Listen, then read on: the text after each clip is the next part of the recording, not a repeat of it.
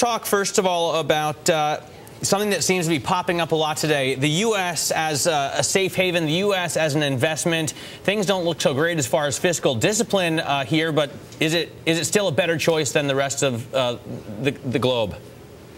Well, I have been. First of all, thank you for having me on the show again. Our view is that I'm still slightly overweight the domestic space in my allocation strategy funds, and really the reason for that, I think the growth prospects on the business side remain very good. If you look at, while clearly the announcement by S&P early in the week sounded a warning bell about our fiscal situation, and we know that the consumer is highly leveraged. We also know that businesses have been executing well on their business plans, and so that's created some great opportunities in the stock market here in the U.S. But that disconnect between corporate America and Main Street, Alan, that's not going to be problematic? Well, we do believe that the pace of growth in the U.S. Is slowing, and if you look at what has happened to GDP estimates, in January or December, when we're in the midst of a strong holiday spending season, to now the consensus for Q1 growth has gone down from as high as 4% down to really less than 2%. Clearly, that's something that we're watching. So when we look at stock opportunities, we're looking for companies that can continue to execute on the top line. Let me get to then your growth picks. I mean, since we're talking about that right now, I think it's interesting that you have kind of aerospace picks in growth and also one in value. But first off, we'll start with the growth. BE Aerospace. Why do you like the stock?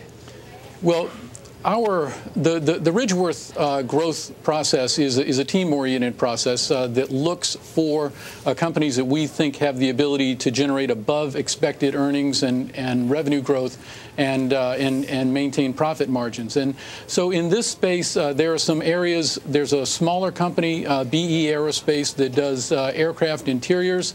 That we think is well positioned to take advantage of the increase in air travel that we've been seeing this year and are likely to see for the next couple of years. So that's a company that we think is going to surprise to the upside. They report earnings on Monday. We'll watch then for those results. Another growth stock that you like, Alan, is Whirlpool. The stock's down about 2% so far.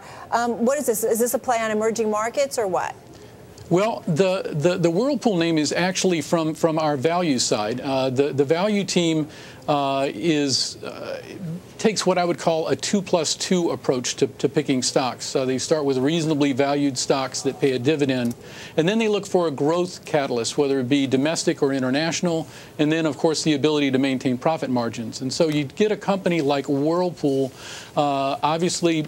They're seeing higher demand in China and in Latin America, so that's a bit of an international growth catalyst. And we've been seeing that they've been able to pass along commodity cost increases. So we think they're going to be able to maintain their profit margins as well. So that's one of the reasons we like them on the value side. Another stock you have on the value side is Southwest Airlines. It's interesting as we see oil continue to rise here, but you think airline travel will continue to rise as well?